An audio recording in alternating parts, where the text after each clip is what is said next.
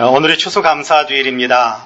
11월 셋째 주일을 추수감사절로 지키게 된 데는 우리나라 선교 초창기에 우리나라에 들어와서 선교 활동을 하셨던 미국인 선교사님들의 영향이 컸습니다. 미국에서는 11월 셋째 주 목요일 중심으로 해서 이렇게 추수감사절을 지키는데요. 여기에 영향을 입어서 우리나라에서는 11월 셋째 주일을 교회에서 셋째 주일을 추수감사주일로 지키고 있습니다.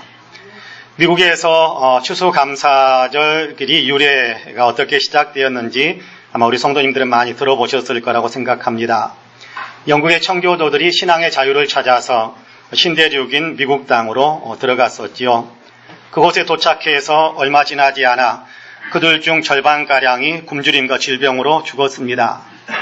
게다가 남아있는 사람들 역시 정말 해마다 겹치는 흉년으로 많은 고통을 당해야 했습니다.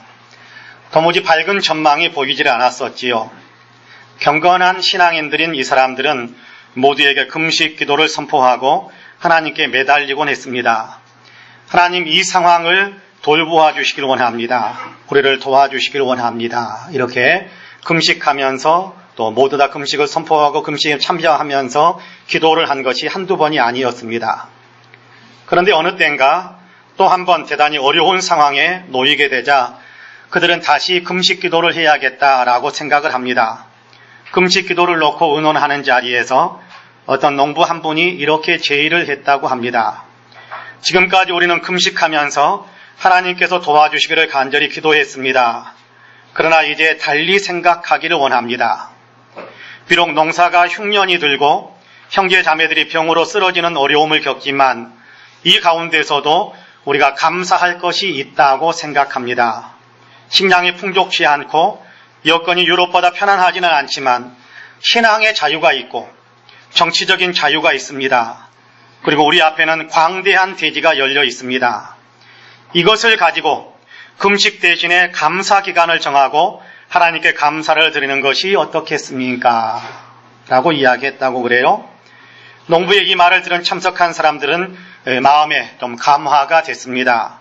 그래도 금식기도 주간을 선포하는 대신에 감사주간을 선포하고 하나님 앞에 감사한 것이 감사주일, 감사주간, 추수감사제 축제의 어떤 동기가 되었다고 합니다. 많은 것을 가졌기에 감사하는 것은 아니었습니다. 부족함이 없이 넘쳐나니까 감사한 것은 아니었습니다. 다만 하나님께서 우리에게 주신 것이 있기에 그 받은 것을 받았다고 기뻐하고 그 받았던 것을 그 받은 것이라고 생각하면서 감사를 드린 것입니다. 그렇습니다. 부족함이 없이 흘러넘칠 정도로 풍족해서 감사합니다가 아니라 풍족하든지 부족하든지 넘치든지 빈약하든지 관계없이 다만 하나님께서 내 삶에 베풀어 주신 것들이 있다라는 것을 깨닫고 그것을 생각하면서 감사를 드리는 것이지요. 이것이 감사절 신앙의 출발점이었습니다. 오늘 우리가 읽은 시편 116편에서는 하나님께서 우리에게 놀라운 은혜를 베푸셨다라고 고백합니다. 하나님께서 내게 베푸신 은혜는 보답할 수 없을 정도로 크고 위대하고 놀라운 은혜다라고 고백을 하지요. 내게 주신 모든 은혜를 내가 여호와께 무엇으로 보답할까? 내가 하나님께 어떻게 보답할 수 있을까? 무엇으로 그 은혜를 다 보답할 수 있을까라는 그런 고백입니다. 주님께 많은 은혜를 받았는데 그 은혜에 보답할 수 있는 길이 없다, 그런 얘기지요. 그래도 감사의 예배를 드리고 하나님 앞에서 신실하고 진실하게 살아가겠다라는 그런 결심을 올려드립니다. 감사의 예배를 드리고 하나님 앞에 제가 이렇게 살겠습니다. 하나님께서 이렇게 살라고 말씀하실 때 아멘 했으니까 그렇게 지켜가겠습니다. 삶의 내용을 하나님이 원하시는 방향으로 맞추며 순종하면서 살겠습니다라는 그런 결심을 올려드리면서 감사하는 마음을 올려드리는 것입니다. 하나님의 은혜를 어찌 이 시를 노래하는 시인만 받았겠습니까? 이 시를 통해서 신앙을 고백하는 우리 모두도 하나님의 은혜를 동일하게 받은 사람들이라고 생각을 합니다. 그렇다면 우리도 동일하게 감사하는 삶을 살 수 있어야 한다고 생각합니다. 그러기 위해서는 먼저 하나님께서 우리에게 베푸신 은혜가 무엇인가를 한 번 더 생각해 보는 것도 좋을 것 같습니다. 하나님께서 인생에게 베푸신 은혜를 어떻게 다 서술할 수 있겠습니까? 하나님께서 내게 주신 은혜를 어떻게 내가 다 헤아릴 수 있고 셀 수 있겠습니까? 우리 존재 자체가 하나님의 은혜 덩어리인데 어떻게 하나님의 은혜가 이것이다 구별해가지고 다 그렇게 묘사할 수 있겠습니까? 그럼에도 본문에서 말하고 있는 주제에 따라 몇 가지라도 조금 더 깊이 있게 생각해 볼 수 있게 되기를 원합니다. 그래서 이제 함께 하나님의 은혜를, 본문에서 이야기하고 있는 하나님의 은혜를 함께 생각하려고 하는데요. 바라기는 말씀을 나누면서 저와 여러분 우리 모두가 하나님의 은혜를 더 깊이 생각하고 더욱 깊은 감사로 영광을 올려드릴 수 있게 되기를 주님의 이름으로 간절히 축복합니다. 아멘. 첫째는 생명을 살려주신 은혜를 감사하며 감사의 제사를 드린다라고 이야기합니다. 생명을 살려주신, 생명을 건져주신 주님께 감사한다라고 고백하지요. 본문 8절 말씀인데요. 여러분 같이 한번 읽어볼까요? 8절 말씀 같이 읽습니다. 시작. 주께서 내 영혼을 사망에서 내 눈을 눈물에서 내 발을 넘어짐에서 건지셨나이다. 할렐루야. 주께서 내 영혼을 사망에서 건져주셨다면서 감사를 드리고 있습니다. 하나님께서 내게 주신 은혜가 너무도 많은데 그 가운데 특별히 주님께서 내 영혼을 사망에서 건져주셨다면서 감사를 올려드리는 것입니다. 사망에서 건져주신 은혜, 그렇습니다. 사망에서 건져주신 은혜에 어떻게 감사드리지 않을 수 있겠습니까? 생명을 살려주신 은혜에 어찌 감사드리지 않을 수 있겠습니까? 에베소서 2장 1절에서는 또 이렇게 우리에게 가르쳐 주시지요. 그는 허물과 죄로 죽었던 너희를 살리셨도다. 그렇게 말씀합니다. 하나님께서 우리가 허물과 죄로 죽어 있었는데 이 죽어 있는 우리를 살려주셨다. 그렇게 이야기합니다. 영적으로 완전히 죽어 있었는데, 완전히 끝장났었는데 하나님께서 우리의 죽어버렸던 영을, 죄와 허물로 죽어 있었던 영을, 죽어가던 것이 아닙니다. 죽어가던이 아니라 죽을 수밖에 있는도 아닙니다. 완전히 죽었어요. 과거 완료해. 끝나버린 거예요. 죽었어요. 죽어 있었어요. 근데 죽어 있었던 우리를 하나님께서 그리스도 예수 안에서 살리셨습니다. 허물과 죄로 죽었던 우리를 하나님께서 그리스도 예수의 십자가와 부활을 통해서 살려주셨어요. 영원한 생명으로 다시 살려주셨습니다. 그러니 어찌 감사하지 않을 수 있겠습니까? 죽음에서 살아났는데요. 아름다운 동행운동본부 감사추진위원회에서 주최한 감사 이야기 공모전에 한 개소자가 보냈던 편지가 많은 사람들의 심금을 울렸었습니다.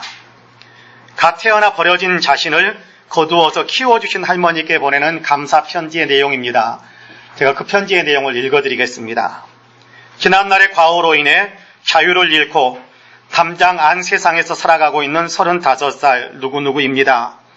제 마음속 한켠에 자리한 할머니를 그리워하며 할머니께 미처 전하지 못한 말과 저의 마음을 적어보았습니다. 소중한 그분께서 어디선가 저의 마음을 받아보셨으면 좋겠습니다. 아픈 기억입니다. 지워지지도 않고 지워낼 수도 없는 낙인처럼 늘 저를 아프게 하는 상처가 되었습니다. 859번 면에 무거운 발걸음으로 들어선 그곳에 당신이 서 계십니다. 유리벽 하나를 사이에 두고 당신이 울고 계십니다. 손을 뻗어 당신의 눈물을 수백 번 아니 수천 번도 더 닦아드렸지만 당신의 눈물은 멈추지 않습니다. 당신의 얼굴을 볼 수 있는 10분이라는 정해진 시간도 이제 얼마 남지 않았습니다. 그런데 당신은 울고만 계십니다.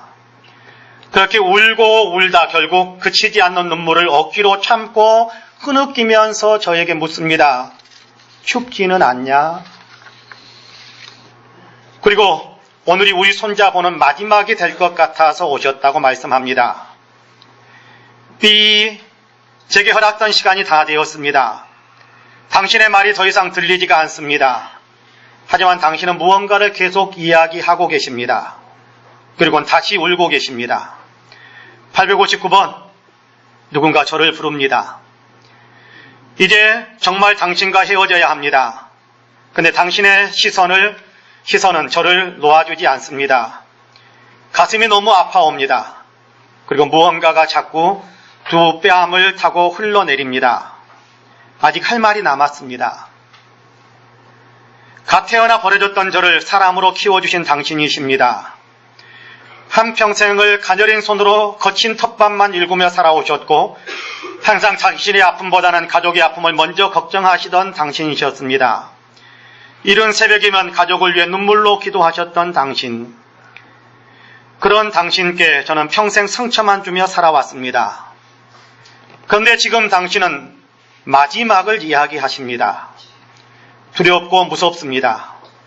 저는 아직 당신과 이별을 준비하지 못했습니다. 그리고 당신께 전하지 못한 말들이 너무나도 많이 남아 있습니다. 키워주셔서 고맙습니다. 태어나 한 번도 당신을 사랑하지 않은 날이 없었습니다. 평생 눈물만 흘리게 해서 죄송합니다. 그래서 지금 많이 아파하고 있다고 그렇게 말씀드리고 싶습니다. 기도합니다. 하나님, 평생을 창살 안에 갇혀 산다 할 때에도 당신의 이름을 부르지 않았습니다.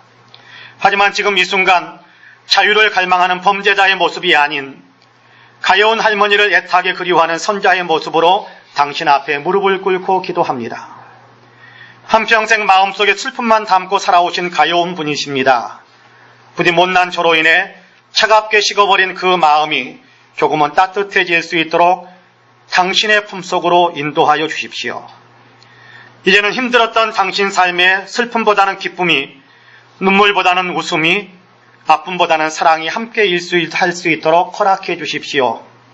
못난 손자가 당신을 많이 사랑했음을 전하여 주십시오. 또한 당신과 함께 하면서 늘 따뜻했었다고, 그래도 춥지 않았다고 말하여 주십시오. 아멘. 버려진 자신을 거두어서 키우시느라고 고생하셨던 할머니께 감사를 전하고 있는 편지입니다. 그런데 하나님께서는 죄와 허물로 인해서 완전히 버려진 우리, 지옥 형벌을 받아야 할 우리를 위해 독생자 예수님을 십자가에 죽도록 내어주심으로 우리를 건져내어 주셨습니다. 사망에서 생명으로, 지옥에서 천국으로 우리의 인생을 구원해 주셨습니다. 우리가 바로 그런 은혜를 받은 사람들입니다. 사망에서 생명으로 살아나는 은혜를 입은 사람들입니다. 이 은혜를 입은 우리가 하나님께 무엇으로 어떻게 다 보답할 수 있을까요? 그 은혜에 다 보답할 수 있는 길이 없습니다. 그 놀라운 은혜에 보답할 수 있는 길이 없습니다. 시편 시인은 그 놀라운 은혜에 다 보답할 수가 없으니까 그럼에도 불구하고 하나님께 감사하는 마음으로 제사를 드리겠노라고 하나님께서 말씀하실 때 그렇게 하겠습니다라고 서약하고 다짐하겠다고 이야기했던 그 다짐과 서약들을 좀 지켜가면서 살아가겠노라고 그렇게 해서라도 하나님께 감사하는 마음을 좀 드리고 싶다고 그렇게 고백합니다. 우리도 그렇게 해야 하지 않을까요? 진정한 감사, 그렇죠? 마음에 솟아난 진정한 감사, 진정한 감사. 마음의 진실함으로 감사의 고백을 올려드려야 하지 않을까요? 우리에게 생명을 주신 하나님이십니다. 내 영혼을 사망에서 건져 생명을 누리게 하신 하나님이십니다. 그러므로 바라기는 저와 여러분 우리 모두가 우리 하나님께 진정한 감사로 영광을 올려드릴 수 있게 되기를 주님의 이름으로 간절히 축복합니다. 아멘. 둘째는 눈물을 닦아주신 은혜를 생각하며 감사를 드리고 있습니다. 눈물을 닦아주셨다. 눈물에서 눈을 건져주셨다. 그렇게 표현하기도 하죠. 8절 말씀 우리 다시 한번 읽어봅시다. 같이 읽겠습니다. 시작. 주께서 내 영혼을 사망에서 내 눈을 눈물에서 내 발을 넘어짐에서 건지셨나이다. 할렐루야. 주께서 내 영혼을 사망에서 건져주셨습니다. 나아가 주께서 내 눈을 눈물에서 건져주셨다며 감사를 드리고 있습니다. 흐르는 눈물을 닦아주셨다라는 말씀이지요. 눈물을 더 이상 흘리지 않도록 해주셨다라는 그런 의미입니다. 눈에서 눈물이 흐르게 되는 이유가 뭐겠습니까? 물론 눈물이 나는 것은 너무 감격해서일 수도 있습니다. 그러나 여기 본문에서 말씀하는 그 눈물은 감격해서 흘리는 눈물은 아닙니다. 여기에서 말하는 눈물은 아파서, 인생의 아픔이 너무 커서 그래도 견딜 수가 없어서 흘리는 눈물을 의미합니다. 아프고 힘들고 억울하고 분통이 터지고 답답하고 좌절감이 밀려들므로 인해서 흘리는 그런 눈물입니다. 눈에서 눈물이 마르지 못했습니다. 그런데 하나님께서 그 눈물을 닦아주셨습니다. 치유하시고 회복시키셔서 눈물을 웃음으로 바꾸어주신 것입니다. 기쁨의 웃음을 웃을 수 있게 만들어주신 거지요. 웃게 하시는 하나님, 그렇습니다. 하나님께서 눈물을 닦아주시고 다시 웃게 만들어주셨습니다. 그러니 어찌 감사하지 않을 수 있겠습니까? 한나라는 여인을 여러분 기억하시지요? 자식이 없었습니다. 그런데 다른 부인인 분인나라는 여인이 자식을 낳습니다. 거기에서만 그친 것이 아니고 분인나라는 여인이 자기는 아이가 있다라는 사실을 내세우면서 한나를 향해서 아이를 낳지 못한다며 자극적으로 도발을 해댑니다. 너무나 괴로웠습니다. 수시로 눈물을 쏟았습니다. 아니, 눈에서 눈물이 마르질 못했습니다. 하나는 하나님 앞으로 나아갔지요. 통곡하며 하나님께 기도합니다. 그러자 하나님께서 한나에게 아들을 낳게 하시는 은혜를 베풀어 주셨습니다. 한나의 얼굴에서는 수심이 사라졌고 웃음꽃이 활짝 피어올랐습니다. 그는 이렇게 노래했지요. 내 마음이 여호와로 말미암아 즐거워하며 내 뿔이 여호와로 말미암아 높아졌으며 내 입이 원수들을 향하여 크게 열렸으니 이는 내가 주의 구원으로 말미암아 기뻐함이니라. 그렇게 노래합니다. 그렇습니다. 하나님은 눈물을 닦아주시고 기쁨으로 웃을 수 있게 만들어주시는 은혜와 능력의 주님이십니다. 이 은혜는 오늘도 계속 이어지고 있습니다. 믿음이 없는 남편 때문에 매우 힘들어하는 집사님이 계셨습니다. 남편은 거의 매일 술에 취해서 들어오곤 했습니다. 그리고 그런 날이면 집안이 난장판이 됩니다. 고역이었죠.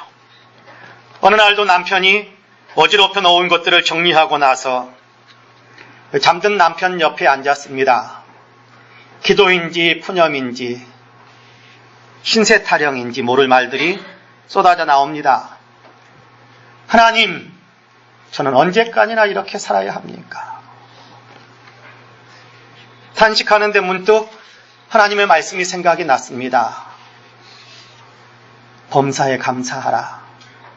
감사로 드리는 기도가 하나님께 응답받는다. 라는 설교 말씀도 같이 생각이 났습니다. 그래서 기도합니다. 하나님, 감사할 일은 아무것도 생각이 나지 않지만 좌우지간 감사합니다. 그 순간 감동이 밀려들었습니다. 그래도 혼자 사는 신세보다야 낫지 않은가. 지금은 족골이지만 언젠가는 사람이 될는지도 모르지. 고주망태가 되어서도 자기 집에 찾아 그래서 들어오니까 신통하다니까 이런저런 생각을 해보니까 감사할 일들이 한두 가지가 아니더랍니다. 토요일엔 특별히 술을 많이 마셔서 주일날은 꼼짝 못하고 누워 집에 있으면서 부인에게 빨리 교회나 가라고 소리치는 것이 또 그렇게 감사했습니다. 그렇게 감사하다는 생각을 하자 미소가 번지며 얼굴에 웃음꽃이 조금씩 피어올랐습니다. 하나님의 말씀을 생각하자 하나님께서 사물을 바라보는 시각을 변화시켜 주신 것입니다. 허구한 날 자신을 울게만 만들었던 남편이지만 그럼에도 그 남편 때문에 감사할 일이 있다는 사실을 깨닫게 된 것입니다. 눈물 대신에 미소가 번지기 시작했습니다. 하나님의 은혜입니다. 웃게 만드시는 은혜입니다. 그런데 하나님의 은혜는 여기에서 끝나버린 것이 아니었습니다. 이렇게 웃으면서 기도하고 있는데 남편이 눈을 떴습니다. 밤중에 혼자 앉아 실실 웃고 있는 아내를 보자 남편이 놀라서 묻습니다. 왜 웃는 거야? 당신하고 사는 것이 너무 고마워서 그래요. 그리고 집사님은 하나님께 감사하다고 아뢰었던 내용들 하나하나를 남편에게 이야기했습니다. 남편이 그 이야기를 다 듣더니 나도 예수 믿어줄게 그랬다라는 거예요. 기쁨이 2배가 되지 않았겠습니까? 집사님은 하나님께서 남편을 이렇게 변화시켜 주셨다고 간증합니다. 하나님께서 나의 눈물을 닦아주시고 나로 기뻐할 수 있게 만들어 주셨다며 하나님께 감사와 영광을 올리고 있습니다. 그렇습니다. 하나님께서는 오늘도 변함없이 이렇게 눈물을 닦아주시고 활짝 편 미소로 웃을 수 있게 하시는 은혜를 베푸시고 계십니다.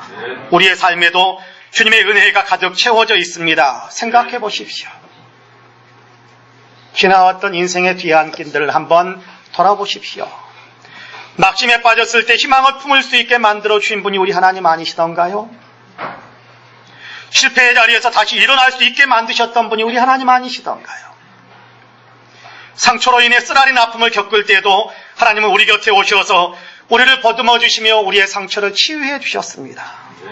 눈물 흘릴 때 다가오셔서 우리의 마음을 변화시키기도 하시고, 그래서 사물을 바라보는 관점이 달라지기도 하시고, 그런 경우 우리 환경을 친히 변화시키기도 하시면서 우리로 하여금 웃음을 웃게 만들고 희망을 품게 만드셨던 분이 우리 하나님이셨습니다. 우리가 그 은혜를 받아서 여기까지 왔습니다. 나의 나된 것은 하나님의 은혜로 된 것입니다. 지금까지 지내온 것 하나님의 크신 은혜입니다. 그렇습니다. 그렇다면 우리도 감사를 드리는 것이 맞습니다. 시인이 고백하는 것처럼 감사의 마음을 드리고 감사를 삶으로 표현함으로써 하나님께 영광을 돌리시는 저와 여러분, 우리 모두가 다 되시기를 주님의 이름으로 간절히 축복합니다. 아멘. 마지막으로 넘어지지 않게 하시는 은혜를 감사한다라고 이야기합니다. 발걸음을 지키시고 인도해 주신 것을 감사한다, 그런 얘기지요. 바른 길을 걸어갈 수 있도록 해주셨다, 그래서 감사하다라는 그런 고백입니다. 그럼 본문 8절 말씀을 다시 한 번 더 읽어보겠습니다. 같이 읽습니다. 시작. 주께서 내 영혼을 사망에서 내 눈을 눈물에서 내 발을 넘어짐에서 건지셨나이다. 할렐루야. 주께서 내 영혼을 사망에서 건져주시고 내 눈을 눈물에서 건져주시고 나아가 내 발을 넘어짐에서 건져주셨다며 감사를 드리고 있습니다. 그렇습니다. 하나님께서는 우리의 발걸음을 지키시고 인도해 주셨습니다. 하나님이 인정하시는 길을 걸어갈 수 있도록 우리를 넘어지지 않고 그 길 걸어갈 수 있게 하셨고, 하나님께서 복 주시는 그 길을 향해서 하나님께서 역사하시는 그 축복의 길을 걸어갈 수 있도록 우리의 발걸음을 주님께서 붙드시고 받쳐주시고 여기까지 올 수 있게 하셨던 하나님이십니다. 그렇습니다. 하나님이 복 주시기 원하는 방향으로 발걸음을 인도해 주세요. 기도 가운데서 인도해 주시기도 하시고 성령의 감동 가운데서 인도해 주시기도 하시고 곁에 있는 사람들을 통해서 인도하기도 하시고 때로는 사건을 통해서 인도하시기도 합니다.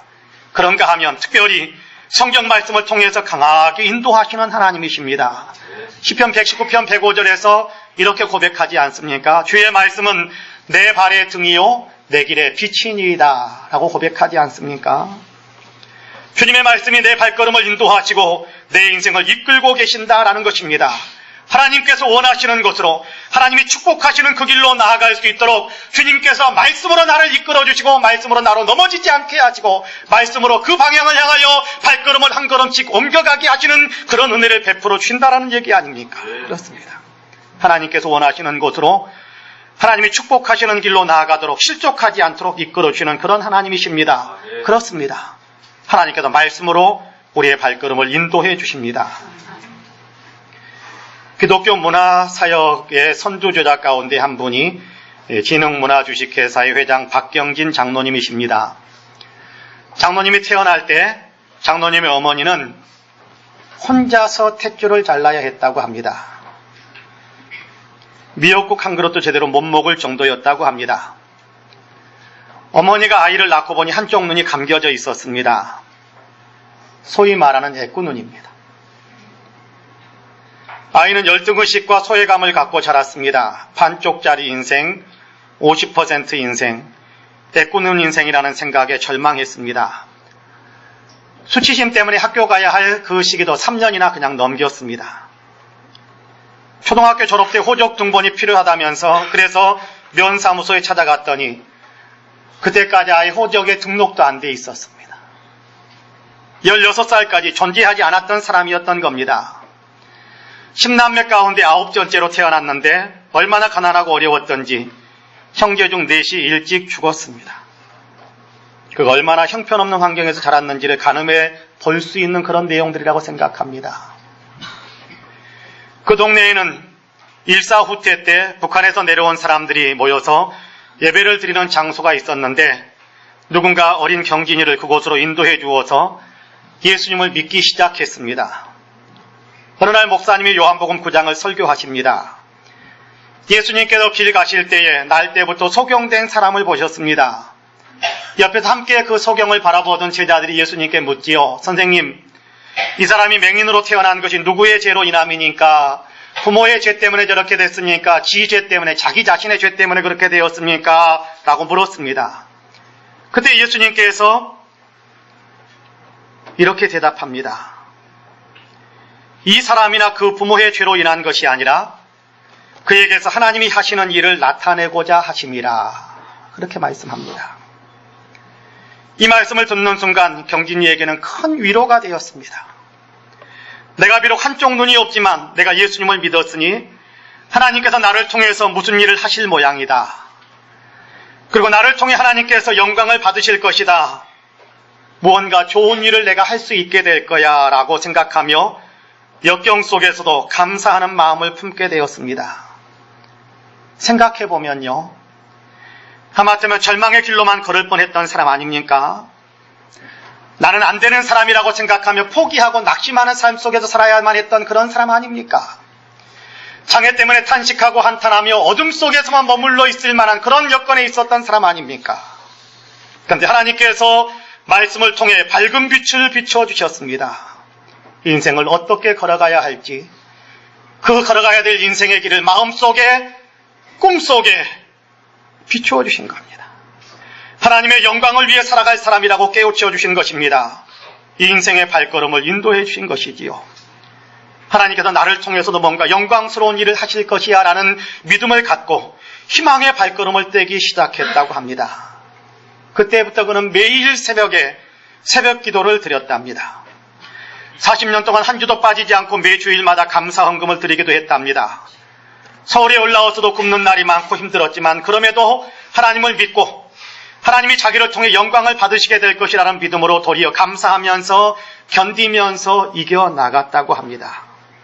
박 장로님은 후에 이렇게 고백합니다. 이제 와서 생각해 보니까 예수님을 믿는다는 것이 얼마나 큰 복인지, 감사의 힘이 얼마나 위대한 것인지 더욱 깊이 깨닫게 됩니다. 저는 여한이 없는 감사함으로 여생을 하나님께 헌신하고자 합니다.